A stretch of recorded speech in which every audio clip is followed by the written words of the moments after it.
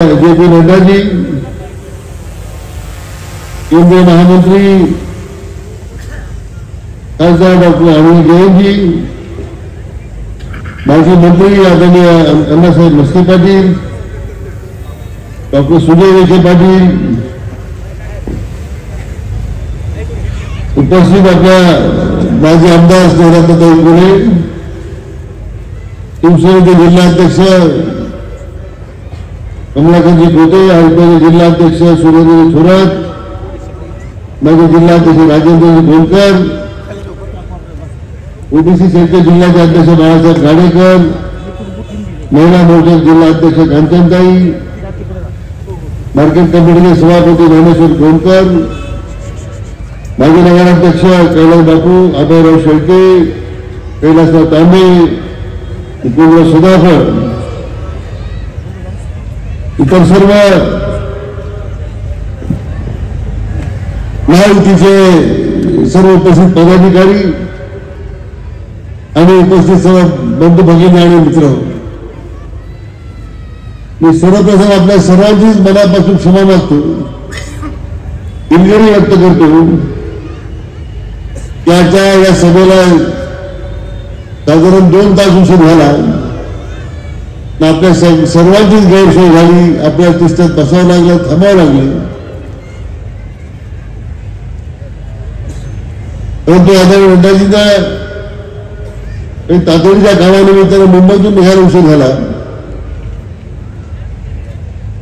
आणि म्हणून आपली पुन्हा एकदा मी सर्वांची क्षमा मागतो आणि या शिर्डीच्या साईबाबांच्या पावनभूमीमध्ये आपल्या सर्वांच्या वतीने आदरणीय जेपी नड्डाजींचं मी आपल्या सर्वांच्या वतीने मनपूर्वक स्वागत करतो. आज जिल्ह्याच्या या महायुतीच्या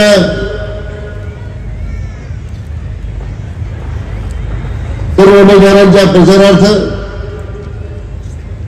आज आदरणीय नड्डा साहेबांची आपण सभा त्याचं आयोजन केलेलं आहे.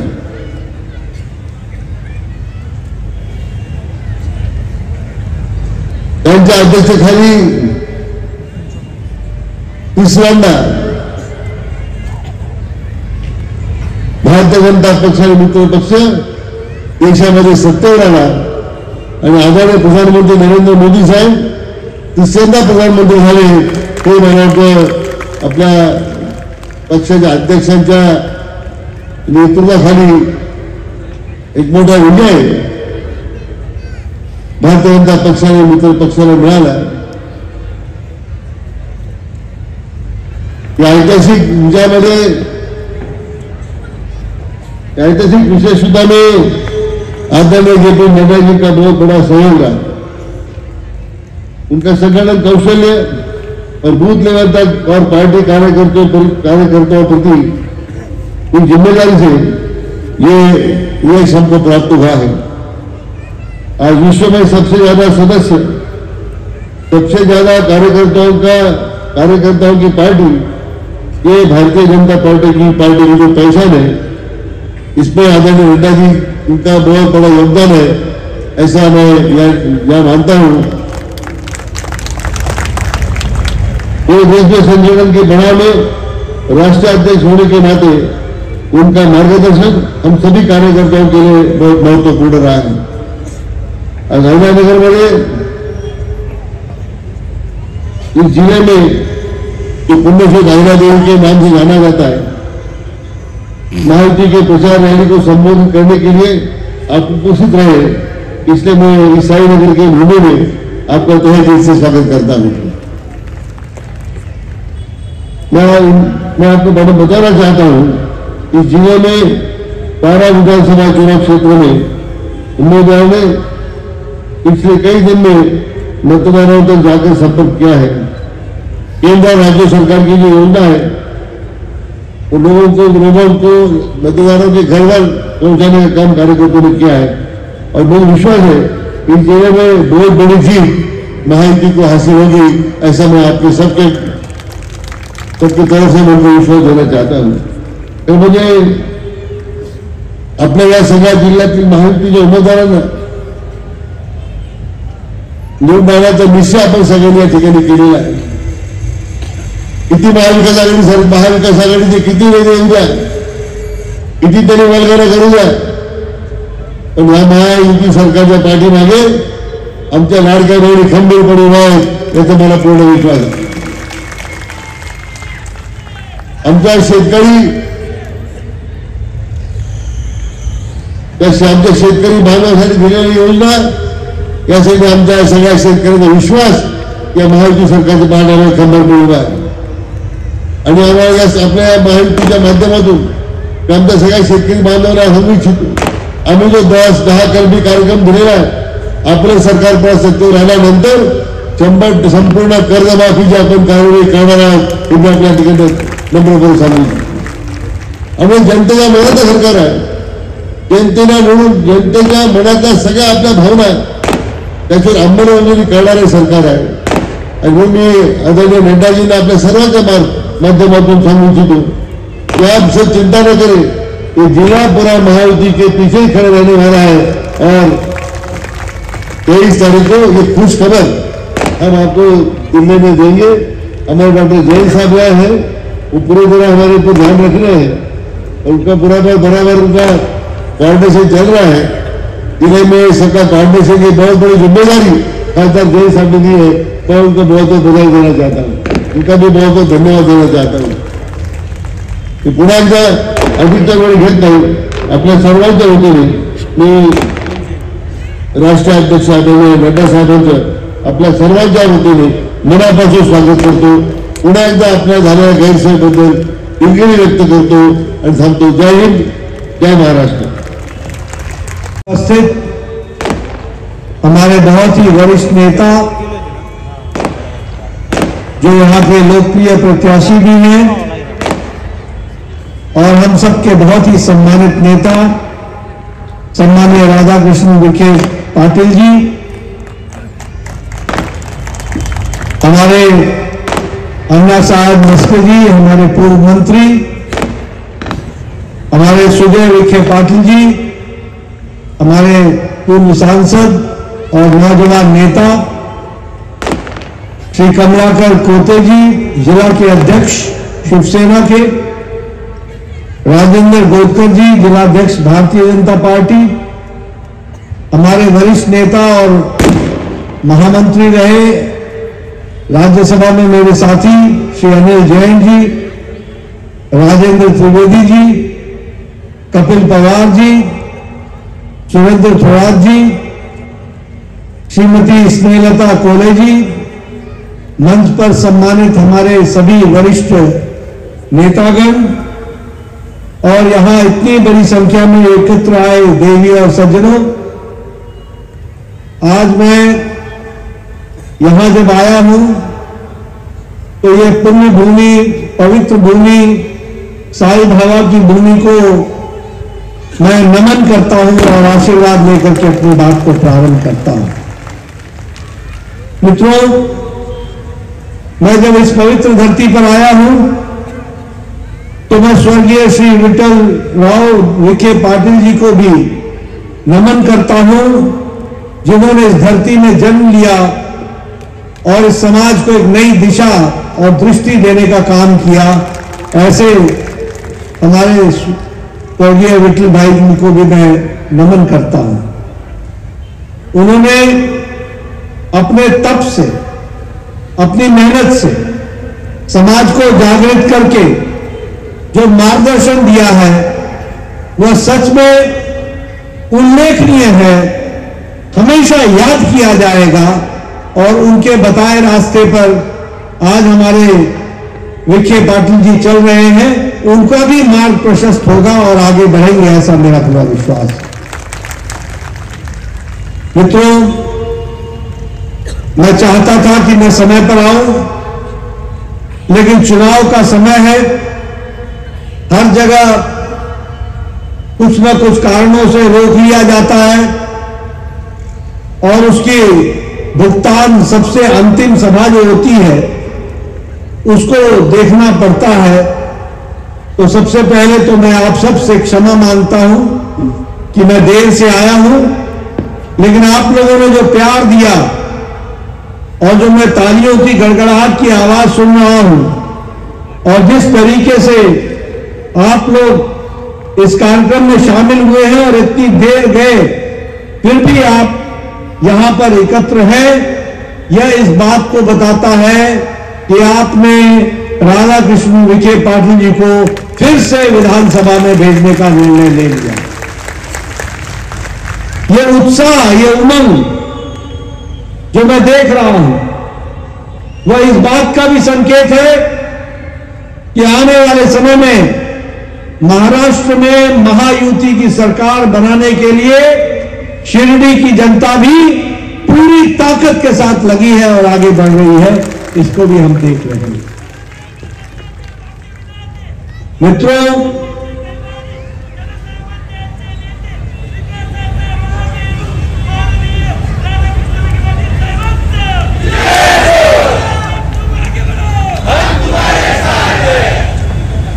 ये जो मैं जोश देख रहा हूं ये अपने आप में बताता है कि विखे जी को आपका पूरा पूरा समर्थन है और शिरडी की जनता का भी पूरा समर्थन है। मित्रों, मैं चुनाव के साथ साथ कुछ मुद्दों पर भी आपका ध्यान आकृष्ट करना चाहता हूं कि भारतीय जनता पार्टी को, महायुति को आखिर महाराष्ट्र के सत्ता पर बैठाना क्यों आवश्यक है। वो इसलिए बैठाना आवश्यक है क्योंकि प्रधानमंत्री मोदी जी के नेतृत्व में जो देश में 60 साल बाद कोई प्रधानमंत्री आप सबके आशीर्वाद से लगातार तीसरी बार प्रधानमंत्री बन रहे हैं, ये भी हमको बात है। उनके नेतृत्व में आज भारत की राजनीति बदल गई है।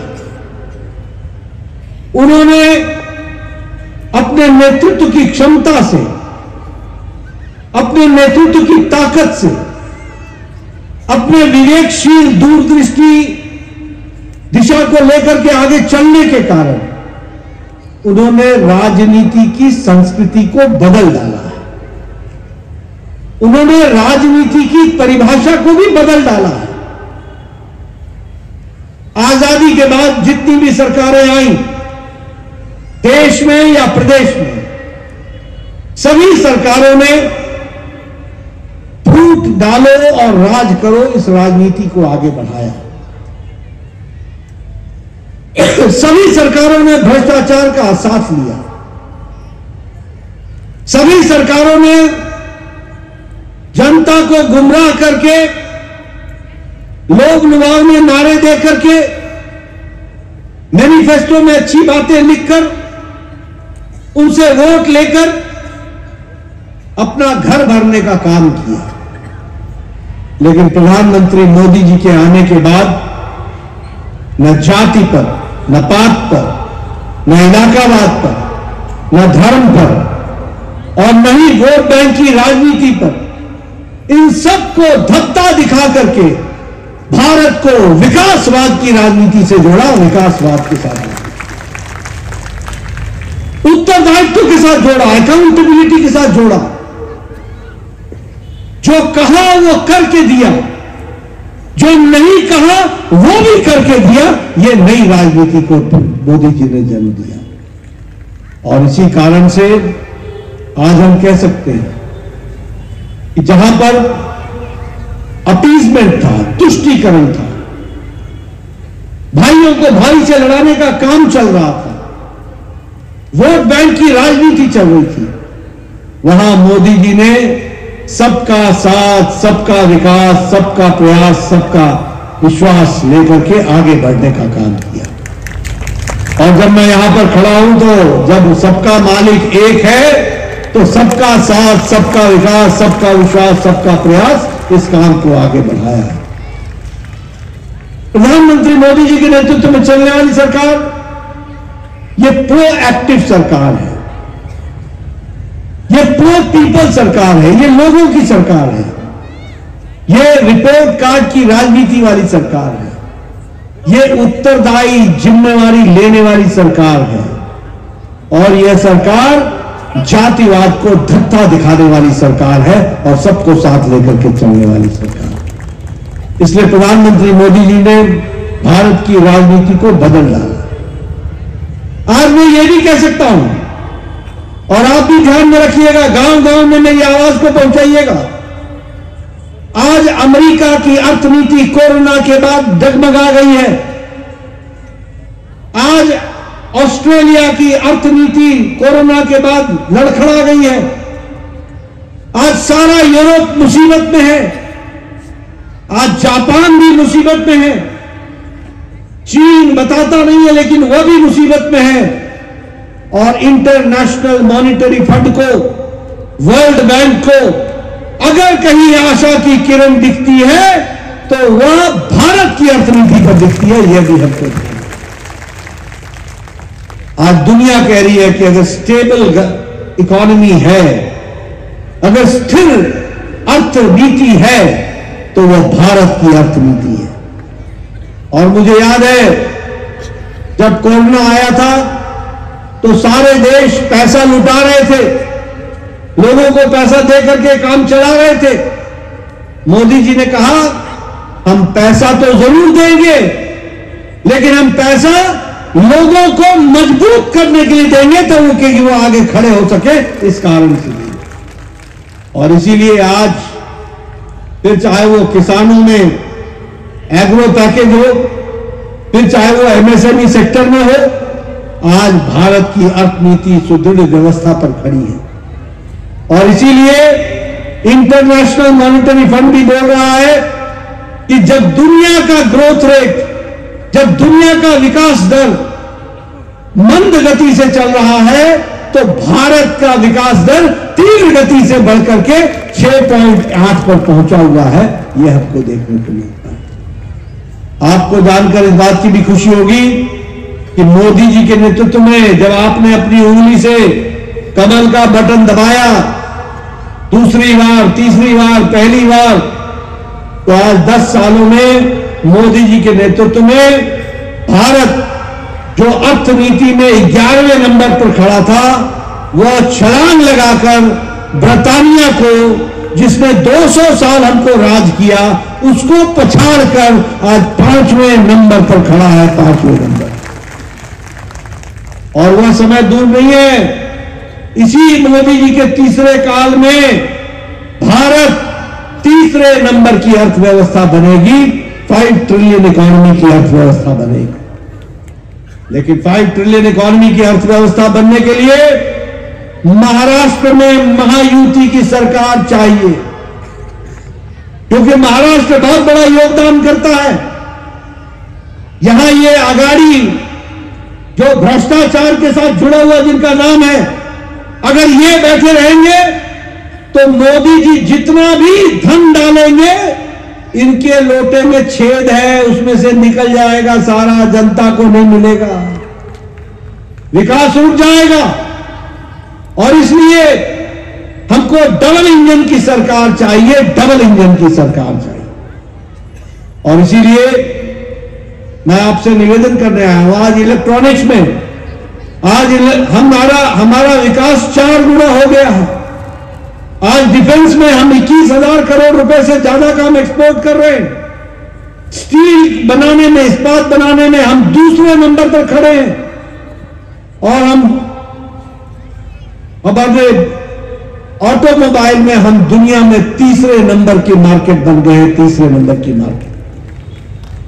आप सब लोगों के हाथों में मोबाइल है ना? आप सबके मोबाइल, एक समय में इस मोबाइल पर 10 साल पहले लिखा होता था मेड इन चाइना, इस मोबाइल पर लिखा होता था made in Indonesia, made in Japan, इस मोबाइल पर लिखा होता था मेड इन ऑस्ट्रेलिया। आज अपना मोबाइल उठा के देखो, उस पर लिखा है मेड इन इंडिया। आज 94% मोबाइल भारत में बन रहा है, 97%। कभी हम 92% मोबाइल बाहर से खरीदा करते थे। और इसीलिए मैं यहां यह भी आपको बताना चाहता हूं कि आदरणीय प्रधानमंत्री जी के, मोदी जी के नेतृत्व में इंटरनेशनल मॉनिटरी फंड बताता है और नीति आयोग बता रहा है कि भारत में 25 करोड़ लोग आज गरीबी की रेखा से ऊपर हो गए हैं, गरीबी की रेखा से निकल गए हैं और ये वो मध्य आमदनी के रेंज में आ गए हैं। इंटरनेशनल मॉनेटरी फंड ये भी बता रहा है कि अति गरीबी भारत में 1% से भी कम हो गई है। मालूम है आपको ये क्यों हुई है कम? ये इसलिए कम हुई है क्योंकि प्रधानमंत्री मोदी जी की नीतियों ने आज आम आदमी को ताकत दी है। आज 140 करोड़ के देश में 80 करोड़ लोगों को प्रधानमंत्री गरीब कल्याण अन्न योजना के तहत उनको 5 किलो गेहूं या 5 किलो चावल और 1 किलो दाल दी जा रही है। और महाराष्ट्र में इस तरीके से 6 करोड़ 53 लाख लोगों को 2 वक्त की रोटी की व्यवस्था की गई है प्रधानमंत्री मोदी जी के द्वारा। इसलिए कोई भूखा नहीं है, कोई भूखा नहीं है। 80 करोड़ की जनता को प्रधानमंत्री मोदी जी 5 किलो गेहूं या 5 किलो चावल और 1 किलो दाल मुहैया करा रहे हैं और महाराष्ट्र में 6 करोड़ 53 लाख लोगों को यह व्यवस्था की गई। मैं 1993 में एमएलए बन गया था। हमारे विखे भाई भी, राधा कृष्णन जी भी लंबे समय से एमएलए हैं, पूछिए। 1993 में मेरा एसडीएम मेरे पास आके बोलता था कि एमएलए साहब, नड्डा साहब, आपको इंदिरा आवास योजना में एक पंचायत में 2 घर मिले हैं, बताओ ये घर किसको दूं? मैं कहता था 1 अनार 100 बीमार, मैं किसको बांटूंगा? बीडीओ साहब, एसडीएम साहब, ये आप ही रख लो, जिसको मर्जी उसको दे दो, जो गरीब है उसको दे दो, मैं नहीं बांट सकूंगा। आज मोदी जी ने 10 साल में 4 करोड़ नए घर बना करके पक्के मकान दिए, 4 करोड़, और जिसमें महाराष्ट्र में 28 लाख मकान बने हैं।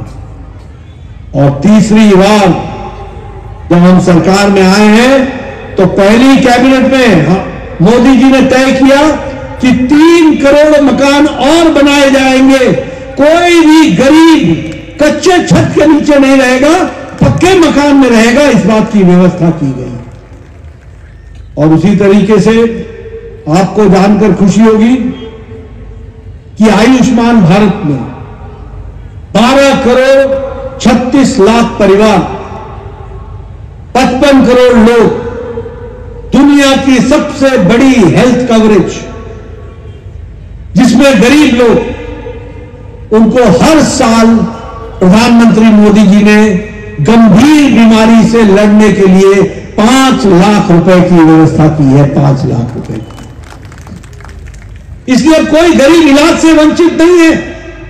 गंभीर बीमारी के लिए, किडनी का ऑपरेशन होना हो, बाईपास होना हो, घुटने बदलने हो, कोई भी बीमारी हो, उसकी व्यवस्था के लिए मोदी जी ने हर साल 55 करोड़ लोगों को 5 लाख रुपए की व्यवस्था की। और मुझे खुशी है कि हमारे महायुति सरकार ने तय किया है कि हमारी सरकार आएगी तो हम इस 5 लाख को 10 लाख रुपए कर देंगे ताकि कोई भी गरीब इसमें, लेकिन हम इसी कारण से गरीबी की रेखा से निकल करके आए। और 29 अक्टूबर को लोकसभा के चुनाव में मोदी जी ने वायदा किया था, अब हम लोगों ने तय कर लिया है और 29 तारीख को यह स्कीम लॉन्च हो गई है कि इस देश का कोई भी बुजुर्ग, कोई भी माता, कोई भी बहन, कोई भी व्यक्ति जिसकी उम्र 70 साल से ऊपर की हो जाएगी, किसी भी आमदनी का होगा, उसको प्रधानमंत्री जी की तरफ से 70 साल से ऊपर के व्यक्ति को, जब तक वो अंतिम सांस नहीं लेगा, उसकी जिंदगी की लीला समाप्त नहीं होगी, हर साल उसको बीमारी से लड़ने के लिए 5 लाख रुपए का हेल्थ का कवर दिया जाएगा। और इसमें 6 करोड़ लोग आ रहे हैं। मैं आप लोगों से भी निवेदन करूंगा, अपने घर में जो भी 70 साल से ऊपर का बुजुर्ग है उसका आयुष्मान कार्ड बनवाइए और 5 लाख रुपए की सुविधा तय जिंदगी हर साल लीजिए, इसकी आपको व्यवस्था की जा रही। और इसी के साथ साथ स्वच्छ भारत मिशन में 11 करोड़ इज्जत घर बनाए गए। आपको जानकर के आश्चर्य होगा कि 70 लाख इज्जत घर, टॉयलेट्स, शौचालय वो महाराष्ट्र में बनाए गए। 70 लाख, यानी हमारी 70 लाख बहनें को इज्जत से जीने का अधिकार दिया तो प्रधानमंत्री मोदी जी ने दिया। इस बात को भी हमको ध्यान में रखना चाहिए। कैसे जाति की बहनें, किस तरीके का उनका जीवन होगा, जो अपने दैनिक नित्य कर्म के लिए भी सूर्योदय और सूर्यास्त का इंतजार करती थी, आज उनको इज्जत से जीने का अधिकार मिला है। हमारे किसान भाई, लगभग 11 करोड़ 78 लाख किसान, उनको प्रधानमंत्री किसान सम्मान निधि में हर चौथे महीने 2-2 हजार दिया जाता है और महायुति सरकार की तरफ से 2,000 और दिया जाता है। और आप फिर से हमारी सरकार बनाइए, हम इसको 12,000 सालाना से बढ़ा करके 15,000 रुपए कर देंगे और आपके साथ विकास को आगे बढ़ाएंगे। और यह संख्या 11 करोड़ 78 लाख देश की है और 85 लाख किसान सम्मान निधि में हमारे किसान महाराष्ट्र के आते हैं, वो भी हमको ध्यान में रखना है। उसी तरीके से उज्ज्वला योजना में लोगों को 10 करोड़ से ज्यादा लोगों को गैस का कनेक्शन दिया गया, 48 लाख लोगों को गैस का कनेक्शन दिया गया और जल जीवन मिशन में 62 लाख लोगों को पानी से जोड़ा गया महाराष्ट्र में और 11 करोड़ लोगों को जोड़ा गया सारे देश में। मित्रों, मैं यहां यह भी बताना चाहता हूं कि महाराष्ट्र के लिए मोदी जी के दिल में विशेष जगह है और इसलिए आपको जो टैक्स से पैसा मिलता है उसको भी मोदी जी ने वृद्धि कर दी है और अब आपको टैक्स से मिलने वाला विकास के लिए पैसा 4 गुना हो गया है, 4 गुना हो गया है। वो भी हमको ग्रांट इन एड जो दिया जा रहा है वो 3.5 गुना बढ़ा दिया गया है। नेशनल हाईवे यहां 13,000 किलोमीटर बने हैं। बताइए आपके यहां नेशनल हाईवे बन रहे हैं कि नहीं बन रहे हैं? बन रहे हैं कि नहीं बन रहे हैं? जब जोर से बोलिए, बन रहे हैं कि नहीं? कहीं हाईवे, कहीं एलिवेटेड रोड, हर तरीके से महाराष्ट्र के विकास को आगे बढ़ाने का काम चल रहा है। मुझे खुशी है कि भारतमाला में 4 ग्रीनफील्ड कॉरिडोर बन रहे हैं। दिल्ली से मुंबई, इंदौर से हैदराबाद, ये काम पूरा होने लगा है और सूरत, नासिक, अहमदनगर, सोलापुर और चेन्नई, इनको भी जोड़ा जा रहा है। और इस तरीके से आपको यह भी जानकर खुशी होगी कि ये जो अटल सेतु है यह भी 18,000 करोड़ रुपए का बन रहा है और नवी मुंबई को जोड़ने वाला है, जिसको अगाड़ी सरकार ने ब्रेक लगा दी थी, रोक दिया था। रेलवे का बजट 13 गुना बढ़ा दिया गया है, 13 गुना। बोलो, महाराष्ट्र में 13 गुना बढ़ा दिया गया। ये लाइनें बिछनी चाहिए कि नहीं बिछनी चाहिए? लाइन बढ़नी चाहिए कि नहीं बढ़नी चाहिए? अगर बढ़नी चाहिए तो यहां महायुति की सरकार चलनी चाहिए, इसकी आपको व्यवस्था करनी पड़ेगी, इसको आपको देखना पड़ेगा। 11 वंदे भारत ट्रेन चल रही है जो महाराष्ट्र से जुड़ी हुई है। मेट्रो का काम मुंबई में, नवी मुंबई में, पुणे में और नागपुर में इसका काम तीव्र गति से पूरा हो रहा है। नया इंटरनेशनल एयरपोर्ट बन रहा है। यहां पर विखे पाटिल साहब ने आपका नया इंटरनेशनल एयरपोर्ट, उसके लिए आपको पैसे दिलाए हैं और उसके टर्मिनल के लिए आपको लगभग 700 करोड़ रुपए उस पर खर्च होंगे उस टर्मिनल के लिए। उसके लिए विशेष इनकी बधाई दीजिए और उनको धन्यवाद दीजिए कि प्रधानमंत्री मोदी जी का आशीर्वाद मिला है। इस तरीके से न्यू इंटरनेशनल एयरपोर्ट में टर्मिनल बिल्डिंग के लिए पुणे में भी 423 करोड़ रुपए और कोल्हापुर में 250 करोड़ रुपए दिया जा रहा है। उसी तरीके से हमारे 4 महीने के अंदर पिछले 2 लाख करोड़ रुपए का स्कीम को प्रधानमंत्री मोदी जी ने शिलान्यास किया है और उसको बढ़ाया है। मुझे आपको बताते हुए यह भी खुशी हो रही है कि वाधवन में जो डीप रूट एयरपोर्ट बन रहा है, वो डीप ड्राफ्ट पोर्ट, वो दुनिया का 10 बड़े पोर्ट में से आएगा और वह भी महाराष्ट्र को मिल रहा है। ये भी हमको ध्यान में रखना है। 76,000 करोड़ रुपए उस पर भी खर्च हो रही है। उसी तरीके से Indian institute for skills Mumbai Vidya Samiksha Kendra यह भी बना है। All India institute of medical sciences आपको नागपुर में मिला है। पहले 6 all India institute of medical sciences थे, आज 22 all India institute of medical sciences हो गए, 22, और उसमें महाराष्ट्र को भी जोड़ा गया है। इसलिए विकास के हर तरीके से काम को आगे बढ़ाने का काम हमारे राधा कृष्ण जी ने किया है। मैं यहां पर यह भी बताना चाहता हूं कि चाहे वो औद्योगिक क्षेत्र हो, फिर चाहे वो विकास का काम हो, फिर चाहे वो सावली में 500 एकड़ जमीन प्राप्त करवाने का सवाल हो, या फिर खंडकरी किसानों की जमीन को वापस दिलाने का काम हो, सभी काम को हमारे राधा कृष्ण विखे पाटिल जी ने बखूबी किया है। इसलिए इनको आशीर्वाद देना हम सबकी जिम्मेवारी बनती है और उसको आगे बढ़ाना है। उसी तरीके से मुझे बताया गया है कि नीलगंडे बांध का काम दशकों तक रुका हुआ था कि नहीं रुका हुआ था? आज वहां पानी पहुंचाने का काम और सिंचाई पहुंचाने का काम, उस काम को भी आपके द्वारा, केनाल के द्वारा उसको शुरू किया जा रहा है। उसके लिए मैं विशेष बधाई देना चाहता हूं। और सबसे बड़ी बात यह है कि अहमदनगर और अहल्या नगर हो गया है। यह भी हमको आपके प्रयास से हुआ है। शिरडी इंटरनेशनल एयरपोर्ट पर जैसे मैंने बताया कि 590 करोड़ रुपए आपने मंजूर करा दिया है और उसमें लगभग 700 करोड़ रुपए लगेगा। यह काम भी आपके द्वारा हुआ है, उसके लिए भी आपको विशेष करके बधाई देना चाहते हैं। और ये जो श्री क्षेत्र निवासा है, जहां ज्ञानेश्वर सृष्टि का प्रकल्प चल रहा है, वह भी आपके प्रयास के द्वारा हुआ है। उसके लिए भी आपको मैं विशेष करके बधाई देना चाहता हूं। मित्रों, हम लोगों ने तय किया है कि हमारे लाडली लड़की बहन योजना जो है 1500, जिसमें अभी 4 किस्तें दी गई हैं, महायुति की सरकार आएगी, उसकी किस्त बढ़ा दी जाएगी, 2100 कर दी जाएगी और साल में 25,000 रुपए बहनों के खाते में जाएगा। इस तरीके का काम किया है।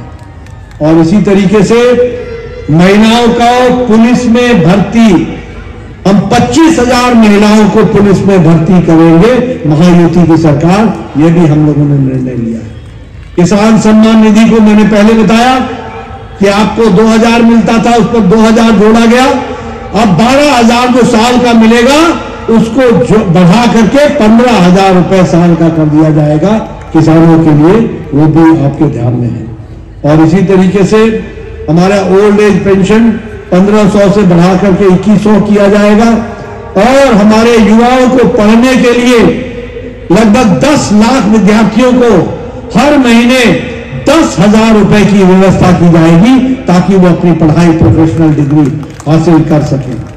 और सबसे बड़ी बात यह है कि हमारे आशा वर्कर्स, आंगनबाड़ी की बहनें, इनको 15,000 रुपए महीने का दिया जाएगा, ताकि वो अपना काम अच्छे ढंग से कर सके, उसको आगे बढ़ाया जाएगा। एक बात और आपको मैं कहना चाहता हूं कि हम महाराष्ट्र को 1 ट्रिलियन इकोनॉमी तक पहुंचाने के लिए कटिबद्ध है और 50 लाख बहनों को हम लखपति दीदी बनाएंगे, लखपति दीदी के साथ उनको जोड़ेंगे। तो ये सब विकास के काम हो रहे हैं। साथ ही साथ हम इंटरेस्ट फ्री लोन भी देंगे और विकास में आप सबको आगे बढ़ाने का काम करेंगे।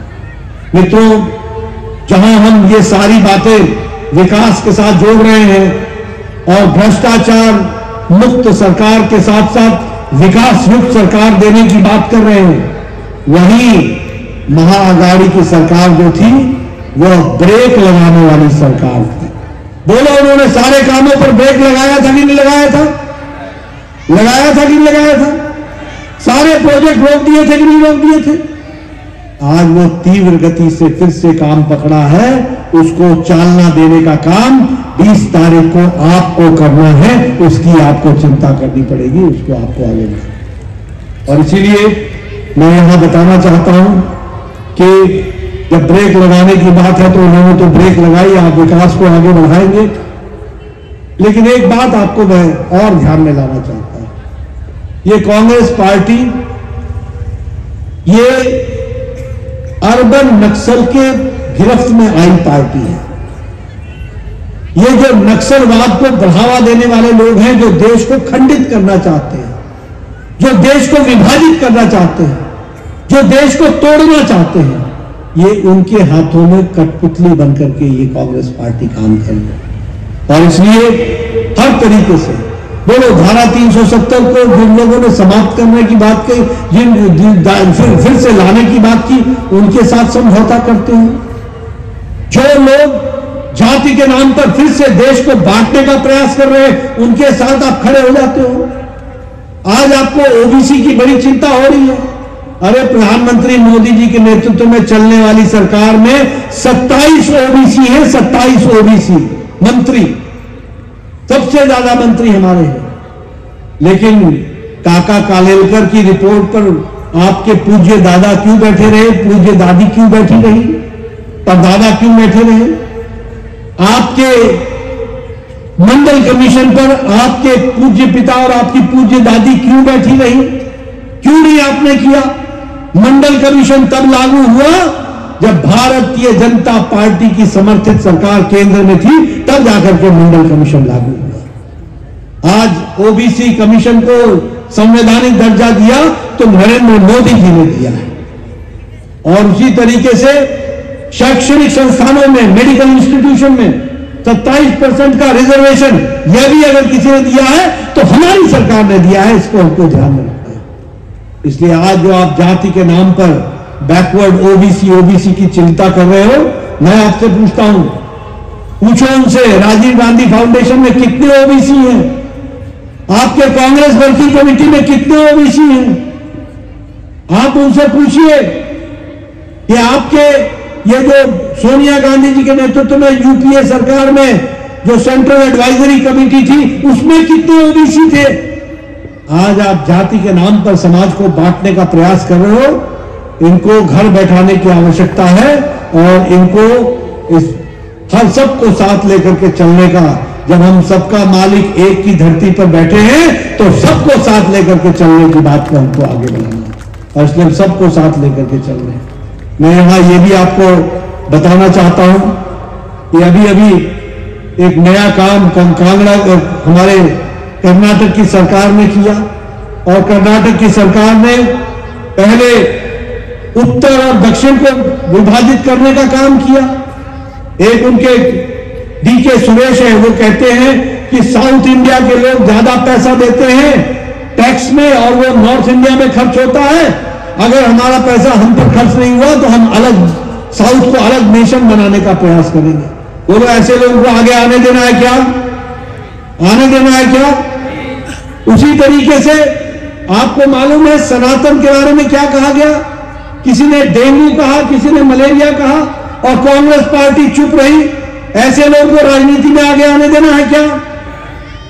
इसीलिए मैं कहता हूं, चाहे जाति का सवाल हो, चाहे धर्म का सवाल हो, चाहे उत्तर और दक्षिण का सवाल हो, ये बांटने का काम कांग्रेस पार्टी वोट बैंक की राजनीति के खातिर कर रही है। और कल तो इनके मंत्री ने हमारे केडी कुमार स्वामी पर जिस तरीके की टिप्पणी की, वो रंग भेद को भी खड़ा करने का काम कर रहे हैं। इन लोगों को घर बैठाने की आवश्यकता है।